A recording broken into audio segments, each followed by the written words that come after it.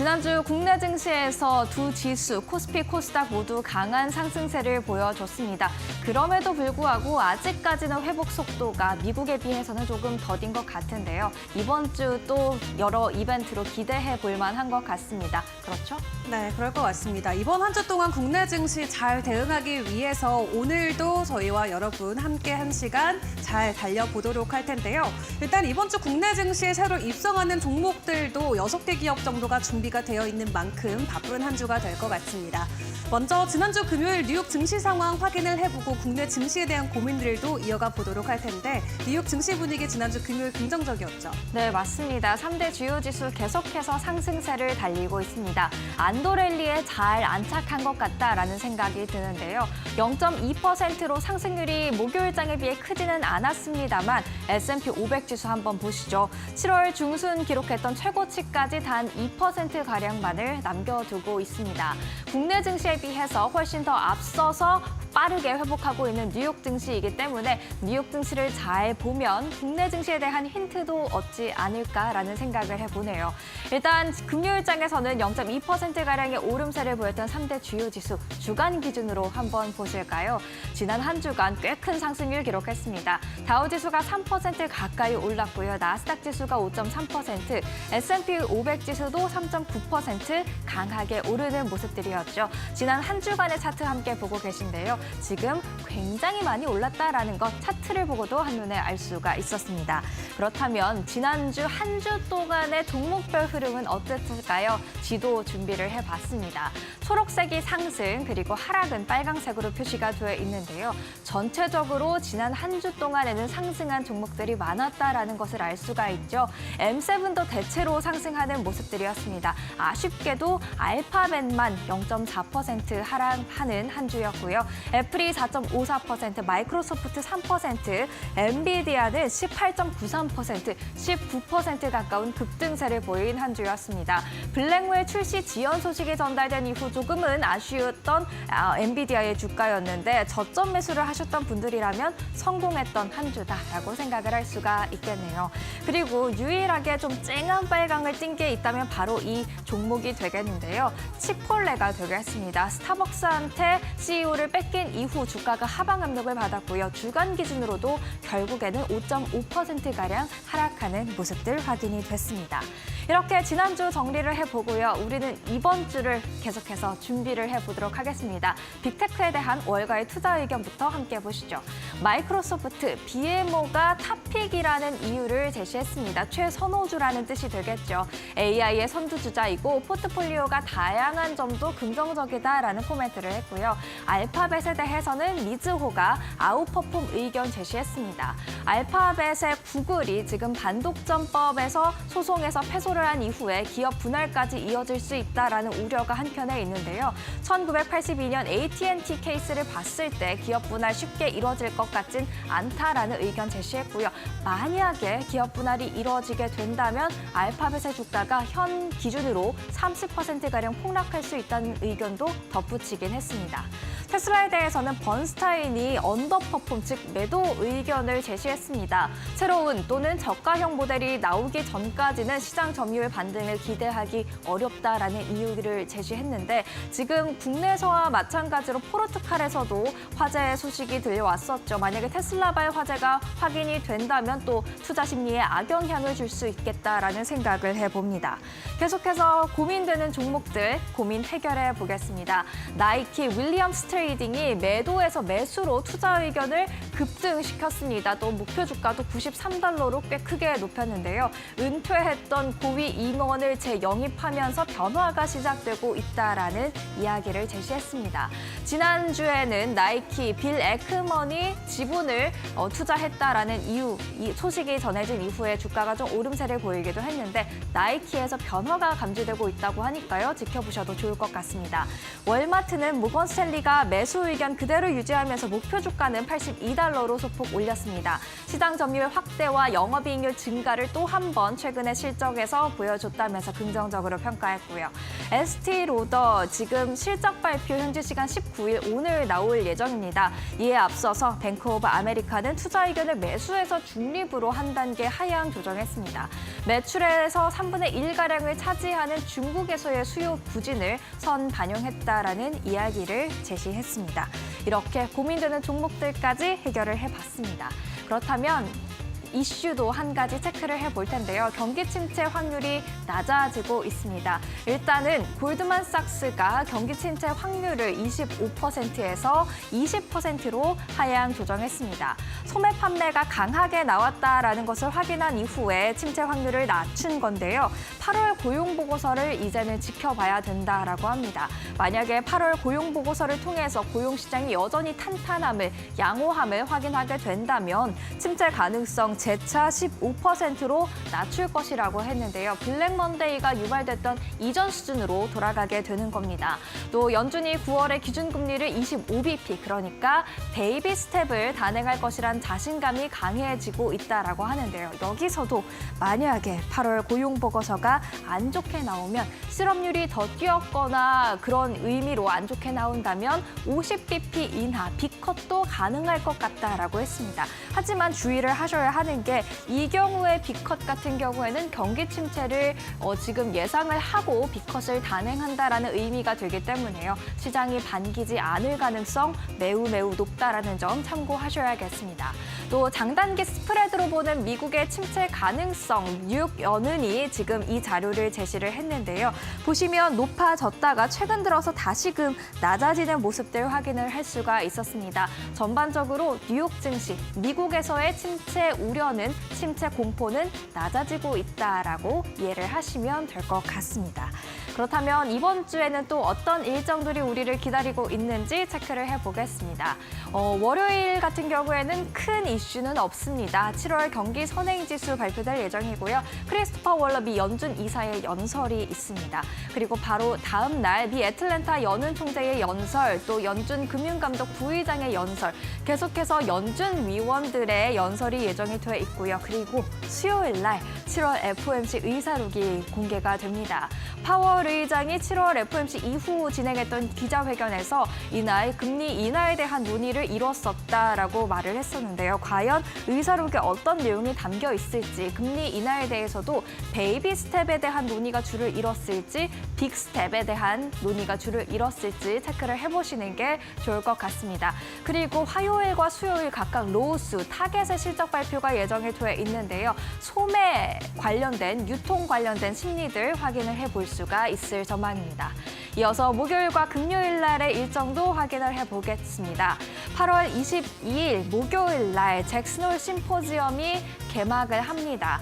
전 세계의 금융 감독, 또 연은 총재들, 중앙은행 총재들이 모이는 자리이기 때문에 전 세계에서 지금 기준금리에 대한 향방에 대한 이야기들이 논의가 될 것으로 예상이 되고 있습니다. 이날 개막을 한다라는 점 참고하시면 될 것 같고요. 주간 신규 실업보험 청구 건수를 비롯해서 제조업 PMI, 서비스 PMI, 제조업 활동지수, 경제활동지수 각종 지표들이 이날 대거 공개가 됩니다. 그런 만큼 목요일장에서 굉장히 큰 변동성을 한번 예상을 해볼 수 있지 않을까라는 생각을 해보고요.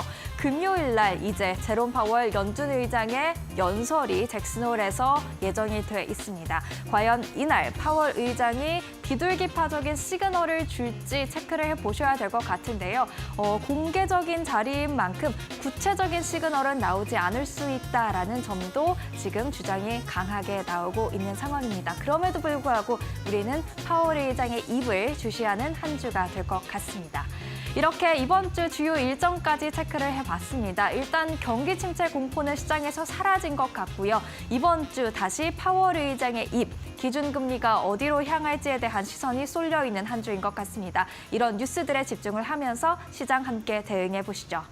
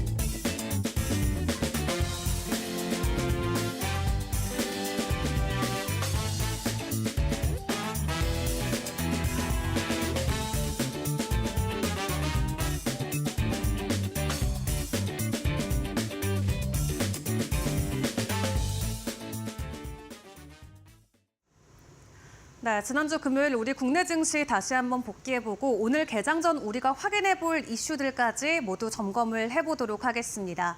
일단 지난 한 주 동안 뉴욕 증시가 다시 반등에 성공해 줌에 따라서 국내 증시 분위기에도 훈풍이 이어지는 하루를 보냈죠. 특히 지난주 금요일에는 코스피와 코스닥 양지수가 모두 1% 넘게 상승 흐름에 몸을 담아주면서 코스피는 어느덧 2,697선까지 올라왔고요. 코스닥 같은 경우도 786선까지 지수 회복이 나오면서 2주 전 월요일에 보였던 낙폭 어느 정도는 다 만회를 해가는 모습이 나와주고 있습니다. 그럼에도 불구하고 시장에서는 현재 이 수급이 낙폭 과대에 대한 되돌림일 뿐 또 새로운 상승 동력까지는 이어지지 않을 수도 있다라는 우려감도 있기 때문에 이번 한 주 동안의 증시 흐름을 굉장히 잘 주목을 해보셔야 될 것 같은데요.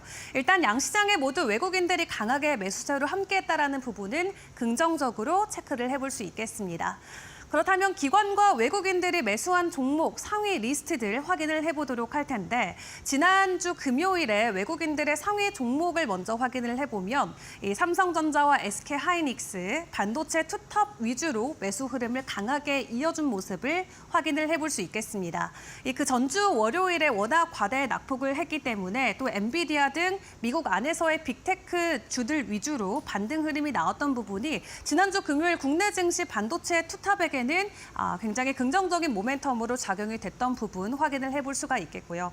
또 최근에 전기차 포비아와 관련돼서 우려감이 확산되고 있지만 국내 완성차 업체들이 발빠르게 대응책을 내놓고 나서면서 현대차도 지난주 금요일에는 외국인들의 매수세를 대폭 받아내기도 했습니다.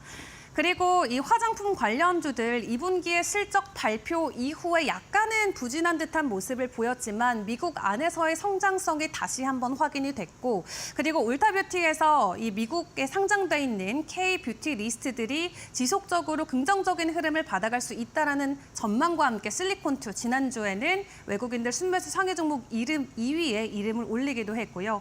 또 코로나19 또 여기에 엠폭스까지 겹치면서 최근에 긍정적인 흐름을 보였던 제약 바이오주들 지난주 금요일에도 대거 상위 종목에 포진이 되기도 했습니다. 기관 쪽의 흐름도 이어서 파악을 해보도록 할 텐데요. 기관 쪽의 흐름을 보시면은 삼성전자가 여전히 1위권에 이름을 올리고 있는 모습이고요. 전기차 포비아 관련해서 대응책을 내놓았던 기아와 현대차 지난주에 3% 이상 오름폭을 보이면서 기관 쪽에서도 강한 매수 흐름에 동참했던 모습을 확인을 해볼 수 있겠습니다.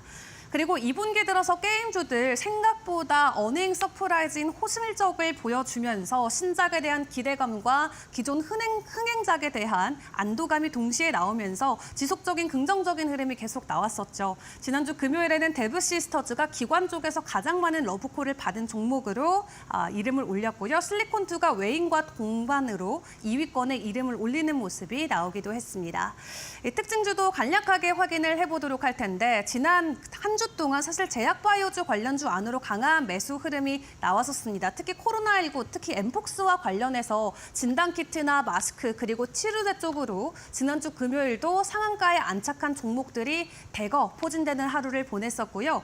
해당 흐름이 또 시간 외에까지 이어져서 추가적인 변동성이 나왔던 부분은 오늘 장 개장할 때도 체크를 해보시면 좋을 것 같습니다. 오늘 개장 전 확인해볼 이슈들도 점검을 해보도록 할 텐데요. 첫 번째 이슈부터 바로 열어볼까요? 오늘 개장 전 확인해볼 첫 번째 이슈입니다. 시간의 거래에서도 강한 변동성을 보였기 때문에 해당 이슈 다시 한번 점검해보는 게 좋을 것 같은데요. 전기차 포비아, 일단은 벤츠에서 먼저 출발을 하긴 했는데 조금 더 자세하게 확인을 해보니까 사실 중국산이어서 배터리에 불이 나는 것은 아니라고 합니다. 전기차 배터리 화재 국내산이 89%로 지금까지 기록이 나왔다라고 하는데 구체적인 건수를 확인해 보시면 LG 엔솔이 40건이 넘고요. SK온이 20건, 삼성 SDI와 일본의 파나소닉 그리고 이번에 불이 났었던 중국 업체를 포함해서 모든 중국 배터리 제조업체는 단 5건에 불과한 것으로 확인이 되고 있습니다. 최근 6년 동안의 전기차 화재를 분석해본 결과 해당 화재 건수가 확인이 됐다라고 하고요. 그렇기 때문에 결론적으로 화재의 제조사는 크게 중요하지 않을 것으로 보여집니다. 물론 국내산 배터리 점유율이 국내 안에서 62% 과반수 이상을 차지하기 때문에 높은 만큼 화재 발생에 대한 빈도수도 다른 국가들의 배터리보다도 많은 모습이 나오고는 있지만 지금처럼 중국산 전기차이기 때문에 불이 난다라는 인식은 바로 잡아야 된다라는 의견들도 계속해서 나오고 있습니다. 일단 정부가 다음 달에 종합 대책을 발표할 예정이다라고 하고 전기차 제조사들에게는 배터리 정보를 공개해라라고 권고하기도 했죠. 이에 국내 완성차 업체들뿐만 아니라 외제차 브랜드들까지 일단 배터리 정보에 대한 공개를 이어가고 있는 가운데 국내산뿐만 아니라 전반적으로 모두 위험에 놓일 수 있다라는 이 인식이 최근에 이 전기차 화재와 관련돼서 긍정적인 흐름을 보여왔던 국내 배터리 관련사들에게 오히려 악재로 작용될 수 있을지 이 부분 한번 체크를 해보시는 게 좋을 것 같습니다. 관련주들의 종가 현황을 확인을 해보도록 할 텐데요. 일단 전고체 배터리에 대한 안정성과 어느 정도의 기대감이 계속 나오고 있는 가운데 한농화성이 지난주 금요일 시간의 거래에서 상한가 안착을 했습니다. 그래서 한 가지 전고체 관련해서 넣어봤고요. 나머지 네 종목은 이번에 이 중국산 배터리 관련해서 오히려 수혜를 받았던 종목들의 리스트가 될 수 있을 것 같습니다. 현기차 굉장히 강한 불기둥을 지난주 금요일에 보여주면서 마무리가 됐었는데 현대차는 6% 가까이 급등했고요. 기아차도 3.5%의 상승을 보였습니다. 그리고 국산 배터리사로 가장 곽광받고 있는 LG 엔솔, 삼성 SDI 지난주 금요일엔 주춤했지만 한 주 동안의 흐름이 나쁘지 않았기 때문에 이렇게 단독적으로 나왔던 소식으로 인해서 오늘 국내 관련 전기차 업체들의 흐름은 어떻게 될지 한번 체크를 해보시는 게 중요할 것 같습니다. 두 번째 이슈 넘어가 보도록 하겠습니다. 이어지는 두 번째 이슈로는 K-뷰티 관련된 부분 다시 한번 짚어보도록 할 텐데요. 이미 얼타뷰티 덕분에 지난 한 주 동안 화장품 관련주들의 흐름은 나쁘지 않았습니다. 전 세계적으로 K-뷰티에 대한 수요가 높아지면서 우리나라가 제일 잘하는 빨리빨리, 더 빠르게, 더 많이 만들자를 진행하기 위해서 앞으로 생산 능력을 계속해서 확대해 나가겠다라는 소식이 전해졌는데요. 국내 빅4 화장품 ODM이라고 불릴 수 있는 코스맥스와 한국콜마, CNC 인터내셔널, 코스메카 코리아가 추가 생산 능력 확대를 위한 가이드라인을 어느 정도 함께 제시를 했습니다. 일단 코스맥스부터 확인을 해보시면 다음 달에 태국에 신공장 착공 진행을 한다라고 하는데 이미 전 세계의 공장이 20곳 정도가 달할 만큼 글로벌적으로 생산 능력을 확충해 나가고 있고요. 이로써 연간 단위로 28억 개의 화장품을 생산할 수 있을 것으로 보여지고 있습니다. 한국콜마 같은 경우는 하반기에 세종 1공장 그리고 미국에 있는 2공장을 증설 진행한다라고 하는데 기존에 14억 개 정도 됐던 연간 생산량이 증설 이후에는 20억 개까지 늘어날 수 있을 것으로 보여지고 있고요. CNC 인터내셔널 같은 경우도 2공장 증설을 진행하고 있다라고 하는데 연간 생산 능력 4억 개 도달할 수 있을 것으로 전망치가 나오고 있습니다. 코스메카 코리아는 구체적으로 진행한다라는 확증된 이슈는 없었지만 추가적으로 확대할 수 있다라는 부분에서는 적극적이게 검토를 진행하고 있다라고 하는데 지난주 금요일에도 긍정적인 이슈와 함께 상승 흐름 이어갔던 국내 화장품 관련주들 이번 한 주도 함께 달려갈지 궁금합니다. 종가 현황 먼저 확인을 해보시죠.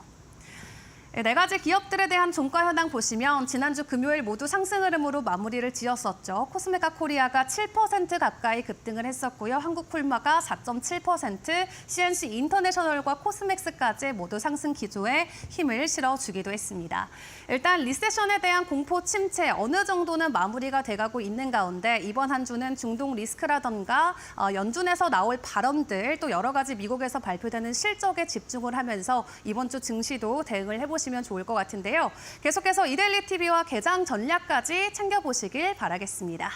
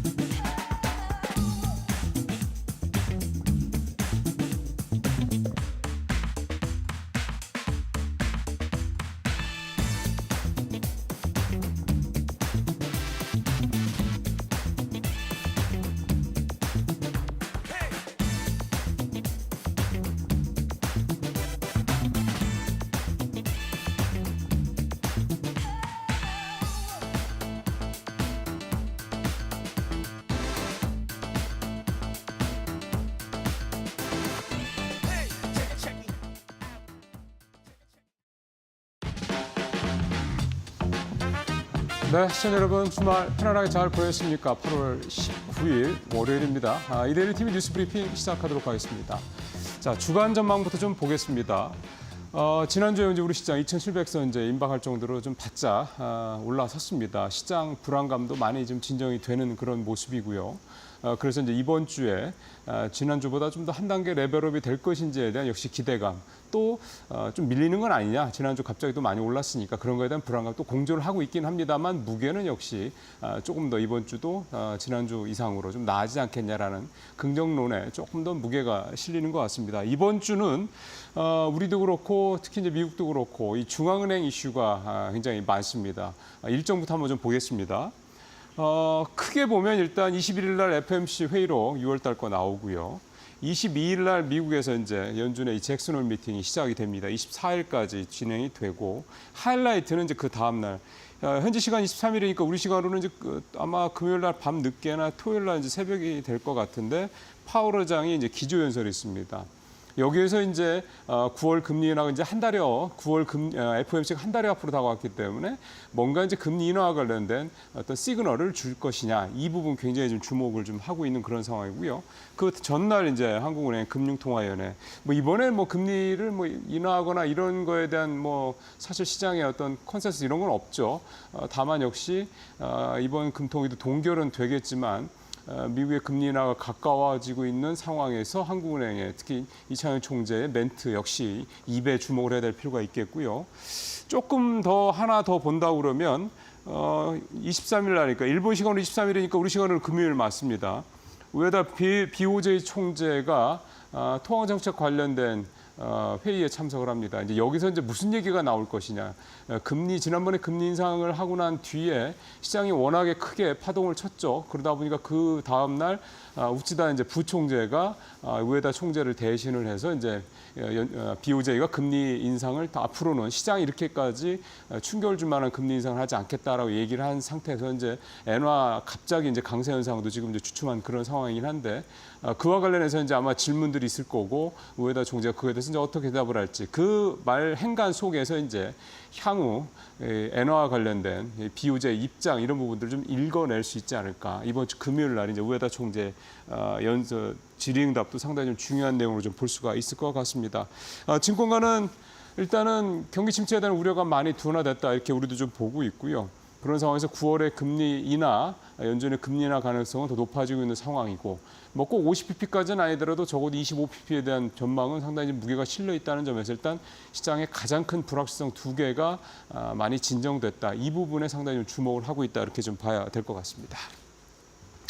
네이버하고 카카오 둘 다 주가는 사실 좋지 않죠. 잘 아시는 것처럼 네이버가 올 상반기에 29%, 카카오는 32%. 30% 전후로 다 떨어졌으니까 굉장히 올해 상반기, 올해 지금까지 분위기는 썩 좋지 않다 이렇게 볼 수가 있는 상황입니다. 네이버, 카카오 둘 다 이제 새로운 성장 동력에 대한 그런 어떤 에너지가 사라졌다, 힘이 빠졌다, 배가 불렀다, 뭐 심지어 별의별 얘기 다 나오고 있죠. 그만큼 네이버나 카카오를 바라보는 시각이 굉장히 좀 많이 좀 무게가 실려 있다, 좀 무겁다. 좀 정체되어 있다 이런 부정적인 쪽으로 깔려 있다 이렇게 볼 수가 있겠습니다. 근데 이제 재미있는 거는 네이버, 카카오의 이 소액주주들 사실 이게 이제 거의 뭐 국민주였기 때문에 이 소액주주들의 이제 움직임 이게 상당히 좀 서로 엇갈리고 있다는 게 재미가 있는 그런 대목인데요. 표를 좀 준비된 표를 보면서 좀 말씀을 드리도록 하겠습니다. 작년 6월, 작년 12월, 그리고 올해 6월 이렇게 반기별로 네이버, 카카오 소액 주주들이 얼마나 떠났고 얼마나 늘었는지 이거를 이제 보여주는 표인데요. 네이버는 103만에서 95만 원으로 작년 12월에 줄었다가 다시 올 상반기에 늘었습니다.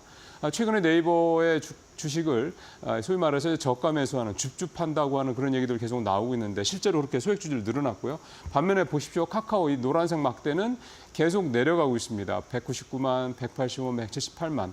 올 들어서만 해도 3%가 또 줄어든 6개월 사이에 그러던 모습이 나타나는데 그 사이에 주가 앞서 말씀드린 대로 30% 전후로 좀 네이버, 카카오 모두가 떨어진 상황이고요. 그럼 왜 네이버는 소액주주가 오히려 다시 늘고 줄었던 소액주주가 늘고 카카오 카카오는 이제 줄어들고 있느냐 이 부분에 대한 분석이 필요한데 네이버는 일단 2분기 실적 굉장히 좋았습니다. 어닝 서프라이즈 기록했고 전체적으로 고르게 섹터별로 실적이 좋아지고 있다라는 점. 그다음에 이제 AI와 관련돼서 이 클로버 X라고 하는 이제 네이버의 이 AI 이 기술이 어쨌든 밖에서도 인정을 받을 만큼 괜찮다라는 평가를 받고 있다. 이런 점들이 좀 주목이 좀 되고 있는 거고.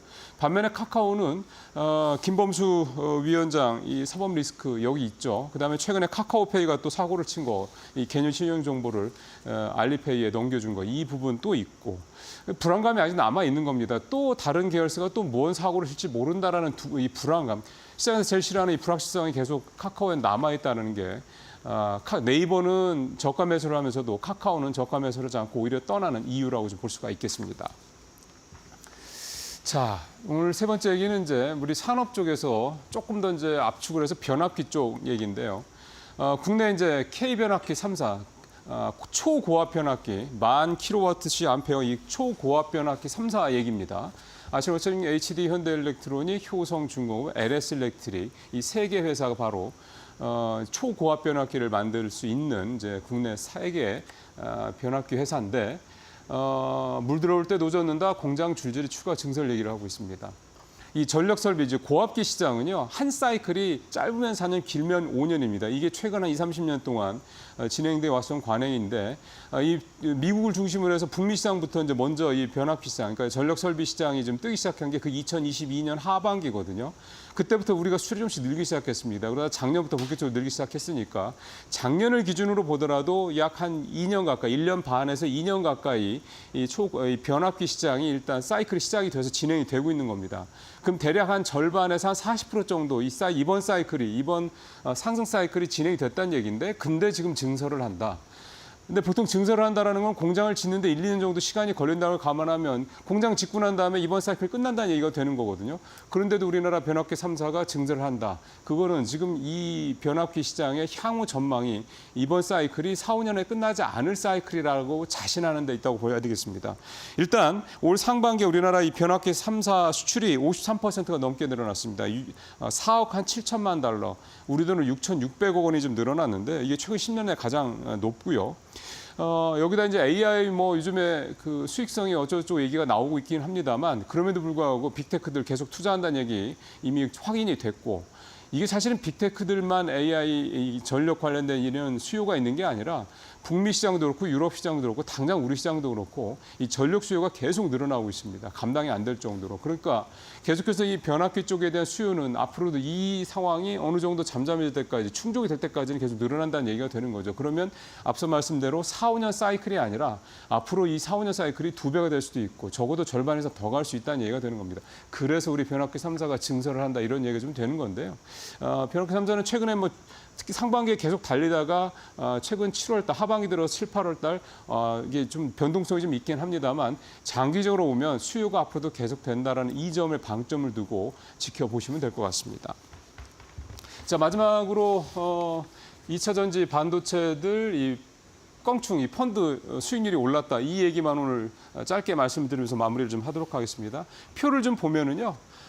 국내 주식 펀드 주간 성과 상위 탑5의 핵심이 이제 2차 전지 레버리지 상품이 2개, 그다음에 IT 레버리지 상품까지 해서 이 레버리지 상품이 3개나 들어있고, 그다음에 타이거와 코덱스 반도체 이 펀드들이 좋았다. 이렇게 좀 내용이 정리가 됩니다. 특히 2차 전지 레버리지들은 16%, 15% 이렇게 레버리지한 상품들의 수익률이 좋았다라는 거는 그만큼 수익률이 지난주에 이 개별 종목들의 수익률이 좋았다 이런 얘기가 좀 되는 거죠. 실제로 보면 LG에너솔루션 4.8%, 에코프로비엠 9%, 삼성 SDI도 한 7%, 6% 가까이 상승을 했으니까 그런 효과를 톡톡히 보고 있다 볼 수가 있겠고, 또 하나의 특징은 우리나라 투자자분들 레버리지 굉장히 좋아하고 굉장히 공격적으로 ETF 레버리지 상품을 사고 있다. 이게 비단 우리 한국에서 발행하는 레버리지 상품뿐만 아니라 미국에서 발행한 레버리지 상품에도 굉장히 적극적으로 투자를 하고 있다는 게 좀 눈에 띄네요. 하지만 레버리지 상품은 시장이 이렇게 한 방향으로 쫙 올라갈 때는 굉장히 좋지만 또 반대로 한 방향으로 쫙 떨어질 때는 이 사실 수익률이 거꾸로 갈 수 있다는 거 잘 아시겠지만 늘 염두에 두시면서 사실 면밀하게 시장 상황 잘 보시면서 투자를 하시는 게 좋을 것 같습니다. 지난주에 이 2차 전지하고 반도체 쪽 이 펀드 상품도 성과 굉장히 좋았다. 이 말씀으로 오늘 좀 뉴스브리핑 마치도록 하겠습니다. 고맙습니다.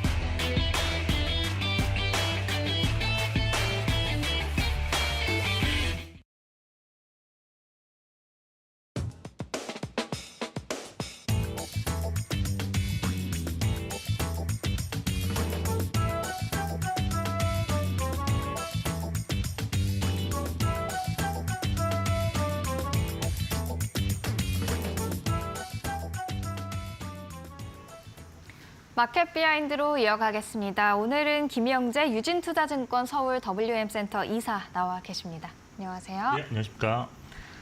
네, 지난주 금요일 국내 증시 정말 기분 좋게 마무리를 했습니다. 대장주였던 삼성전자도 드디어 8만 전자 회복을 했고요. 다만 좀 아쉬운 게 있다면 뉴욕 증시 이제 다시금 회복을 넘어서 고점을 바라보고 있는데 국내 증시는 그에 비해서 좀 회복 속도가 더디다라는 게 조금 아쉬움으로 남는 것 같은데 지금부터 또 잘 달리면 되겠죠. 네. 그래서 오늘 이 부분에 대해서 이야기를 해보도록 하겠습니다. 일단 2분기 실적 시즌이 거의 다 마무리가 돼 가고 있는데 실적 시즌 분위기는 좋은 것 같습니다. 어떻게 평가할 수 있을까요?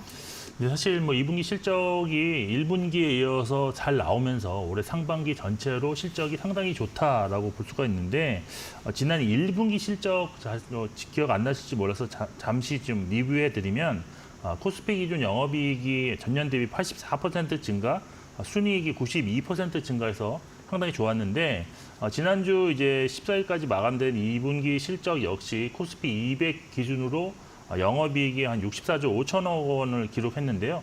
이것이 지난 2022년 2분기 기록한 최고치였던 그 수준을 약 3천억 원 정도 초과 달성해서 사상 최대 영업이익이 지금 나타날 것으로 보고 있습니다. 네. 사실 실적 발표 이전에 2분기 실적 좋을 것으로 다들 예상하고 있었는데요. 아무래도 수출 관련 주력 종목들의 어떤 제품들의 수출이 활발히 좀 성장하는 그런 모습이 나타나고 있었고 또 2분기 특히나 환율이 수준이 높아지면서 우호적인 그런 환율 상황이 연출되기 때문입니다. 2분기 결과를 좀 더 자세히 살펴보면 일단 시장 전망치와 좀 비교해 볼 때 시장 기대치를 한 5% 정도 초과하는 영업이익이 나왔다라고 할 수 있겠고요. 또 이 중에서 기대치를 10% 이상 초과하는 어닝 서프라이즈 비율은 한 44%로 나타나면서 양호했다라고 볼 수 있겠습니다. 업종별로는 반도체를 중심으로 한 수출 관련한 제조업 이익 성장률이 높게 나타나는 그런 현상이 나왔는데 반대로 내수 업종은 좀 부진한 실적으로서 어닝 쇼크를 기록한 종목들도 좀 보였기 때문에 실적 관련해서는 좀 양극화가 이번에는 좀 심했다라고 볼 수도 있습니다. 네. 또한 제약 바이오 같은 경우에 좋은 실적을 기록한 대형주가 좀 많아졌다는 특징이 있는데 이렇게 숫자를 좀 수반하는, 동반하는 그런 기업들이 늘어남에 따라서 어떤 업종 전반적인 도약 가능성을 좀 확인할 수 있었던 실적 시즌이 아니었나라고 보고 있습니다.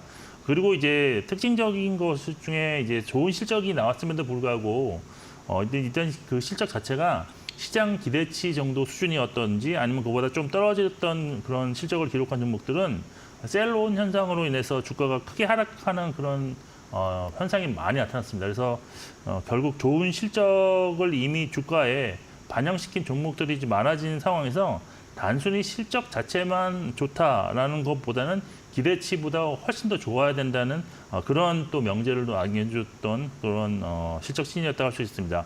향후 이제 3분기 실적은 일단은 현재와 같은 좋은 추세가 이어질 것으로 보고 있는데요. 아무래도 계절성이 좀 있습니다. 아무래도 수출 기업들이 3분기에 수출이 가장 크게 증가한다는 그런 관계가 있는데, 다만 그 과거 코스피에서 3개 분기 연속으로 서프라이즈를 기록했다는 전례가 없었던 만큼 현재 환율 상황이 좀 바뀔 가능성은 좀 고려를 하실 필요가 있겠고요. 또 현재 실적 추정치가 실제보다 좀 더 높게 추정되는 그런 것도 좀 염두에 두시면서 3분기 예상 실적은 조금 평가를 좀 낮게 잡으시는 것이 좋지 않을까라고 생각을 하고 있습니다. 네, 근데 뭐 국내 증시도 그렇고 뉴욕 증시에서도 그렇고 실적이 아무리 좋게 나와도 네. 기대치에 조금은 못 미치는 그런 숫자만 나와도 좀 흔들리는, 주가가 흔들리는 그런 모습들을 확인할 수가 있었는데, 그럼에도 불구하고 호실적이란 말이죠. 네. 그렇게 되면 투자를 하는 게 좋은 거 아닌가? 이런 실적에 따른 투자 전략은 저희가 어떻게 방향을 잡아볼 수 있을까요? 네, 일단 뭐 전체 시장의 투자 전략을 짤 때는 뭐 모멘텀도 보시고 경제 지표라든지 이런 것도 보고 실적도 보긴 하는데, 이제 실적만 놓고 투자 전략을 고려해 본다면 국내 기업들이 사실 2분기 실적이 상당히 좋았음에도 불구하고 주가는 상당히 좀 조정폭이 좀 있었기 때문에 역사적 저평가 수준의 지금 지수 상황이 나타나고 있는 상황이라고 볼 수 있겠습니다. 그래서 글로벌 평균과도 지금 괴리가 20% 이상 벌어져 있는 상황이기 때문에 어떤 국내 시장이 상대적으로 강세가 좀 나타날 가능성은 좀 기대할 수도 있다라고 보고 있습니다. 따라서 실적 전망이 크게 나빠지지 않는 종목들에 한해서는 시장 충격으로 지수가 좀 하락하면서 같이 동반 하락하는 경우에는 3분기에 이런 현상이 나타난다면 저점 매수는 계속 유효하다라고 할 수가 있겠고요. 네. 또 2분기 실적 결과와 관련해서는 전망치를 크게 초과한 실적을 기록한 업종에 대한 관심이 좀 지속돼야 되는데, 대표적으로 그런 종목이 조선이 한 150% 정도 예상보다 더 좋은 실적이 나왔고, 방산이 140%대, 제약 바이오와 인터넷 게임이 120% 후반을 기록했다는 점도 참고하시면 좋을 것 같습니다. 그리고 이제 1분기 좋은 실적을 기록한 이후에 높아진 실적 기대치를 2분기에도 이제 초과 달성했던 그런 종목들을 더 주목해야 된다고 보고 있는데, 실제로 이런 종목들의 주가 흐름이 실적 발표 이후 더 강하게 진행되는 모습이 지금 나타나고 있는 상황입니다. 정리해 본다면 실적이 개선 중임에도 지수가 오르지 못해서 밸류에이션 매력이 높은 상황이다. 그리고 실적이 좋게 나와도 이미 주가에 선 반영되어 있는 만큼 기대치를 넘어서는 실적을 낼 가능성 있는 종목에 좀 더 주목할 필요가 있겠다라고 말씀드릴 수 있겠습니다. 네, 전반적으로 설명을 해주셨는데요. 그런데 사실 투자자분들이 궁금해하시는 거는 특정 종목이 아닐까라는 네. 생각을 해봅니다. 실적 관련해서 저희가 좀 더 유심히 봐야 될 종목들이 있다면 몇 가지 좀 소개를 해주세요. 네네, 한 2가지 종목을 좀 선정해 볼 수가 있는데, 첫 번째 종목은 SK 바이오팜이라는 종목입니다. SK 바이오팜은 미국 FDA 승인 신약을 2종 보유한 제약사로서 이번 2분기에 전년 대비 흑자 전환한 영업이익이 260억 원을 기록했는데, 컨센서스를 146% 상회한 매우 좋은 실적이었습니다. 2분기 실적 호전 원인은 일단 내전증 치료제 엑스코프리가 미국 매출 1,052억 원을 기록하면서 분기 매출 처음으로 이제 1,000억 원을 돌파했고요. 또 중국의 이제 비마약성 통증 치료제 권리 이전에 따른 계약금 300만 달러가 유입되는 등 이에 이제 본격적인 레버리지가 나타나는 이익 레버리지 구간에 진입된 평가가 지금 증권사에서 많이 나오고 있는 상황입니다. 하반기에도 이런 매출 성장과 더불어서 이제 제한적인 판관비 지출이 예상되고 있어서 영업이익 고성장 기조는 이어질 것이다라고 보고 있는데 올해 전체로는 한 800억 정도의 영업이익을 달성할 것으로 전망되고 있고 이런 실적을 바탕으로 수급이 상당히 좀 좋아지고 있다. 그리고 주가도 지금 2022년 이후에 최고가를 뚫고 상승하고 있어서 향후 주가 상승 가능성이 있다라고 보시면 될 것 같고요. 네. 또 이제 두 번째 종목은 다들 좋아하시는 삼성전자인데요. 삼성전자가 이제 2분기에 이제 컨센서스를 25%랑 초과한 영업이익 10조 4,400억 원을 기록했는데 3분기 예상은 한 13조 6천억 정도로 좀 예상되고 있고 또 이후 4분기부터는 HBM3 공급이 본격화될 전망으로 회사는 하반기에 이제 분기당 매출이 HBM 관련 매출이 2배씩 증가해서 상반기 대비 3.5배 증가할 것으로 예측을 한 바 있습니다. 하반기 예상 영업이익이 한 27조 6천억 원인데 2021년 하반기 이후 최대 영업이익을 기록할 전망이고요. 내년에는 이제 더 이제 증가한 63조대 영업이익을 기록할 것으로 전망되고 있습니다. 현재 실적 급증 구간인데 주가는 횡보 수준에 그치고 있어서 PBR 1.2배로 밸류에이션 하단 구간에 위치해서 상승 기대감을 충분히 가지고 있는 상황이고 또 최근 시장 반등 구간에서 외국인이 가장 적극적으로 순매수했다는 그런 특징이 있는 상황입니다. 네, 삼성전자에 대해서도 긍정적으로 말씀을 해주셨는데 그렇다면 혹시 삼성전자 10층에 계신 분들한테는 어떤 말씀을 해주시고 싶으세요? 제가 확실히 이제 주가를 예측을 할 수 있다 이건 아니지만 올해는 사실 그쪽까지 갈 가능성 크지 않고 9만 원만 돌파해도 충분히 좀 나쁜 수준은 아니다라고 보고 있는데 결국에는 내년에 이제 더 매출이 증가하는 그런 구간을 좀 진입할 것으로 보기 때문에 내년쯤에는 그 정도 수준으로 좀 가지 않을까. 하지만 이제 업황이 갑자기 또 변하는 수가 있기 때문에 그런 점은 좀 고려하시면서 주의 깊게 바라보실 필요가 있을 것 같습니다. 네, 일단 올해까지는 9만 전자까지는 좀 기대를 해볼 수 있을 것 같고 10만 전자는 내년으로 좀 길게 봐야 될 것 같다라는 이야기를 해주셨습니다. 그렇다면 이번 주 증시 이벤트에 대해서도 한번 여쭤보고 싶은데요. 이벤트가 미국도 국내도 다양한 것 같습니다. 네. 어떤 이벤트에 주목을 하면 좋고 또 증시에는 어떤 영향을 미칠까요? 네, 사실 이번 주 같은 경우는 중요하게 나타날 경제 지표는 크지 않다라고 보이는데 그렇지만 시장에 영향을 줄 수 있는 이벤트들은 많이 좀 있는 상황입니다. 일단 22일에 한국은행 금통위에서 기준금리가 결정이 되는데요. 일단 시장 컨센서스는 이번에도 금리 동결할 것으로 예상을 하고 있는 상황입니다. 그렇지만 일부 전문가들은 예상 외로 이제 금리 인하를 주장하고 있긴 상황인데 결국 이런 것을 좀 종합해 본다면 금리 인하 가능성도 아주 조금은 좀 있다라는 점 그리고 금리 동결이 나오더라도 다음번 회의에서 금리 인하를 암시하는 발언이 나올 가능성이 있다고 보고 있고 결론적으로는 시장에 우호적으로 좀 작용하지 않을까라고 보고 있습니다. 그리고 이제 23일 잭슨홀 미팅에서 파월 의장 연설이 예정되어 있는데요. 이 연설은 사실 9월 FOMC 이전에 공식적인 연설이 될 가능성이 높습니다. 그래서 파월 의장 연설을 통해서 최근까지 이제 시장에 영향을 줬던 어떤 경제 지표들 그런 물가와 고용 상황에 대한 연준의 어떤 평가를 좀 들을 수 있지 않을까라고 기대를 하고 있고요.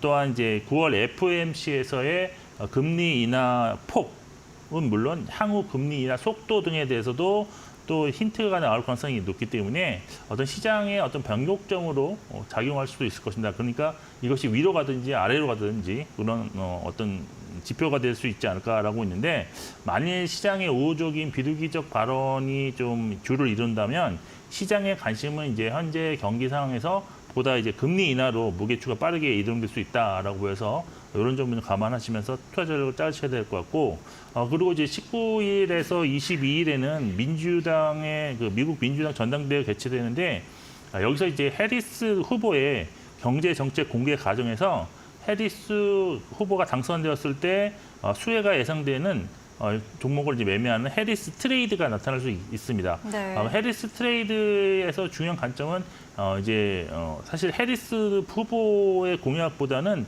트럼프 후보가 어떤 얘기를 했는지에 대해서 더 포커스를 맞춰야 되는데 당시에 이제 트럼프 당선 시 피해 업종으로 분류되고 있는 업종이 2차 전지와 신재생 에너지라고 볼 수 있는데 이러한 업종에서 오히려 좀 반등 가능성이 나타날 수 있다는 것을 좀 대비할 필요가 있는 한 주가 되지 않을까라고 판단을 하고 있습니다.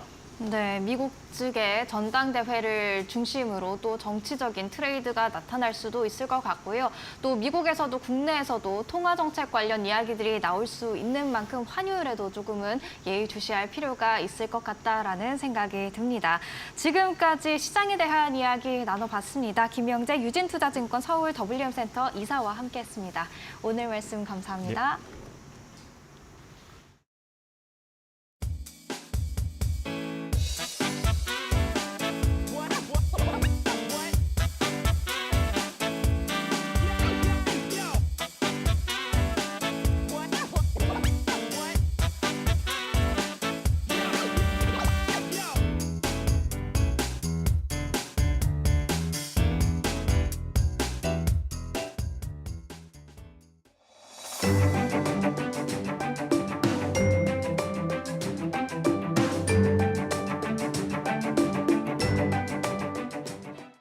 안녕하세요. K웨더 라이프스타일 예보 신지수입니다. 전국 많은 지역에서 폭염 경보가 계속되는 가운데 오늘도 찜통 더위가 기승을 부리겠는데요.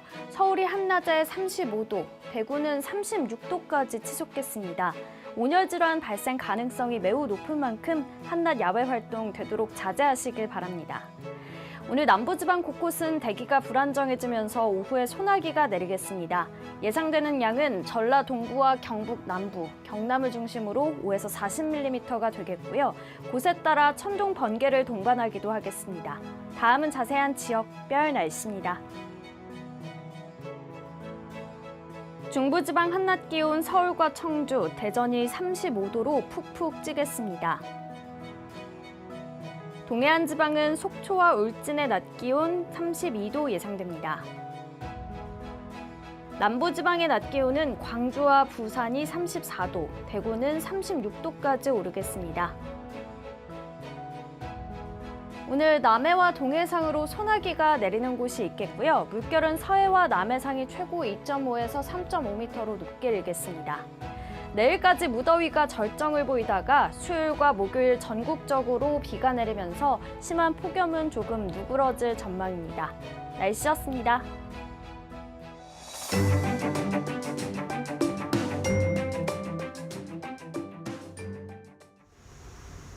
무더위가 조금 이번 주 들어서 누그러진다고는 하지만 이 무더위가 시장에는 또 다른 상승 열기로 작용하길 바라는 마음으로 월요일 마켓 시그널 마치도록 하겠습니다. 네, 오늘 저희가 준비한 소식은 여기서 마무리 짓도록 하겠고요. 내일 더 좋은 소식으로 또 인사드리도록 하겠습니다. 오늘도 저희와 함께해 주신 여러분 고맙습니다. 고맙습니다.